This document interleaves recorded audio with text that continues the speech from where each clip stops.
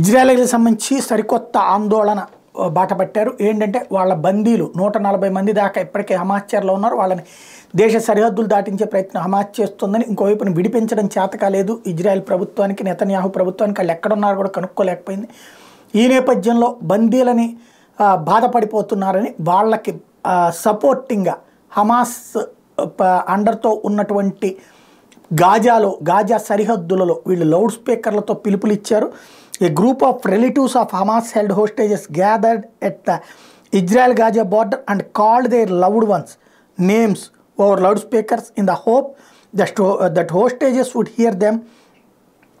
Don't lose hope. We are turning the world upside down to bring you back, shouted the hostages, kin towards Gaza. This comes as the hostages' families have been urging the Israeli government to make a deal with Hamas to get the hostages freed. ఓ పక్కన ఏదో ఒకటి చేసి Hamas తీవ్రవాదుల చెర నుంచి మా వాళ్ళని విడిపించండి, మీరు అవసరమైతే ఉగ్రవాదులందరూ నొడితేసిన మాకేం అభ్యంతరం లేదు, కానీ మా వాళ్ళని విడిచిపెట్టాలి అని అడుగుతున్నారు.